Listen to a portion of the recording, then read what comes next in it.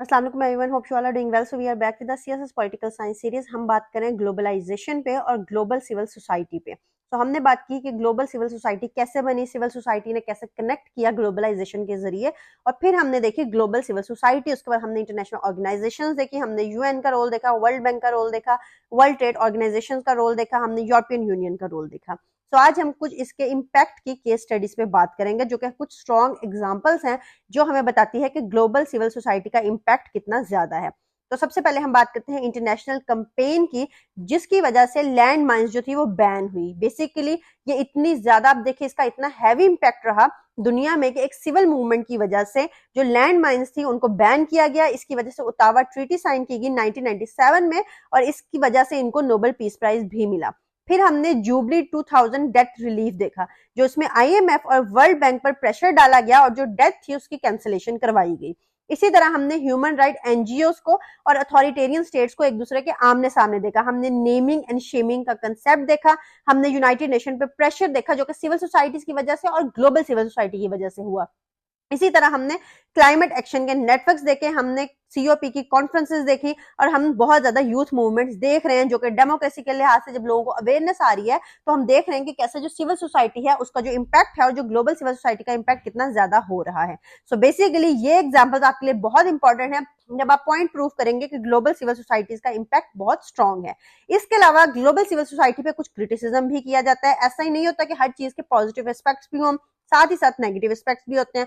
अगर हम global civil society की क्रिटिक पे बात करें तो इसमें सबसे बड़ा मसला है रिप्रेजेंटेशन का।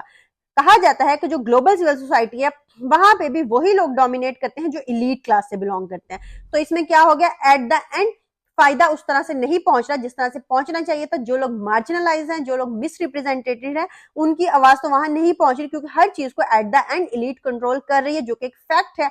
जिन लोगों के पास पावर होती है, जिन लोगों के पास रिसोर्सेज ज्यादा होते हैं, वही डोमिनेट करते हैं। इसके अलावा यहाँ पे बात होती है वेस्टर्न बाइसनेस की, मतलब कि ये जितना भी ग्लोबल सिविल सोसाइटी का इम्पैक्ट है वो उसमें पूरी दुनिया नहीं है। ग्लोबल लफ्ज से तो हमें लगता है कि इसमें हर दुनिया का बंदा इंक्लूडेड है, लेकिन देखने में यही आ रहा है कि इसमें वेस्टर्न बाइस ज्यादा है, मतलब कि वेस्टर्न एजेंडा को ज्यादा किया जाता है क्योंकि वेस्टर्न फंडिंग है और वेस्टर्न एजेंडा सेटिंग है।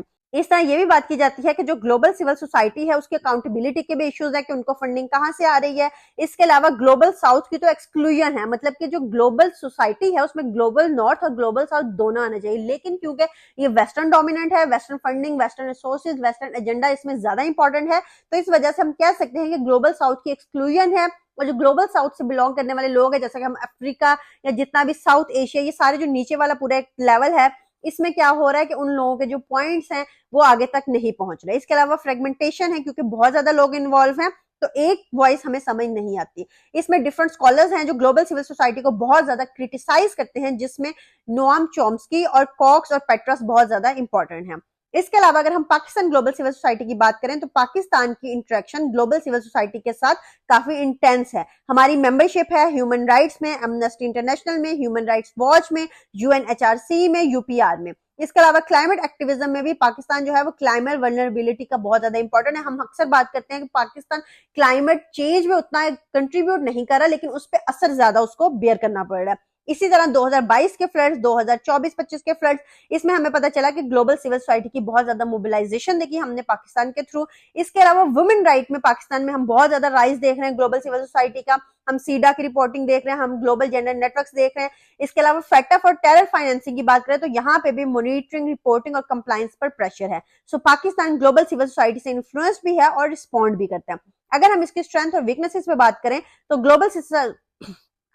ग्लोबल सिविल सोसाइटी की ये स्ट्रेंथ है कि ये डेमोक्रेसी और अकाउंटेबिलिटी को स्ट्रेंथन करता है, मार्जिनल लोगों की वॉइस को आगे तक पहुंचाता है, और नॉर्म क्रिएशन करता है, जो कि हमने नॉर्म इंटरप्रेन्योरशिप में पढ़ा, और गवर्नेंस की लेजिटिमेसी को जाहिर करता है। अगर हम इसकी वीकनेसेस की बात करें तो ये अनइक्वल रिप्रेजेंटेशन इसमें देखी गई, डोनर ड्रिवन एजेंडाज देखे गए, वीक इन्फोर्समेंट देखी गई, और सोवरेनिटी के कंसर्न्स देखे गए। सो बेसिकली हमने देखा कि ग्लोबल सिविल सोसाइटी एक ट्रांसनेशनल सिविक नेटवर्क है। कोल्ड वॉर और टेक्नोलॉजी और नॉर्म्स की वजह से इसकी एमरजेंस हुई। हमने इसमें लिबरल, ग्राम्सियन और कॉस्मोपॉलिटन थ्योरेटिकल फ्रेमवर्क देखे। हमने ह्यूमन राइट, क्लाइमेट गवर्नेंस में इसका स्ट्रॉन्ग रोल देखा, और हमने देखा कि इसको क्रिटिसाइज किया गया फॉर द बायसनेस, अकाउंटेबिलिटी और इनइक्वालिटी। और हमने देखा कि पाकिस्तान ग्लोबल सिविल सोसाइटी के साथ डीपली इंगेज करता है through human rights, climate and fed up. So अगर आपसे पूछा जाए कि आप ग्लोबल सोसाइटी को डिफाइन करें, इसके रोल को डिफाइन करें, तो आप कर सकते हैं। आपसे पूछा जा सकता है कि आप लिबरल वर्सेस ग्राम्सियन पर्सपेक्टिव को कंपेयर करें। आपसे पूछा जा सकता है कि आप रोल देखें ग्लोबल सिविल सोसाइटी का ह्यूमन राइट्स और डेमोक्रेसी के रिलेटेड, और आप देखें कि पाकिस्तान और ग्लोबल सिविल सोसाइटी का रिलेशनशिप क्या है। सो इन सब लेक्चर्स के लिए अगर आपने हमारी पिछली तीनों वीडियो सुनी है तो आप इसको आराम से हल कर सकते हैं। सो बेसिकली आज हमने बात की ग्लोबल सिविल सोसाइटी पे। नेक्स्ट वीडियो में हम बात करेंगे एक और एस्पेक्ट पे। Till then stay tuned. अल्लाह हाफिज।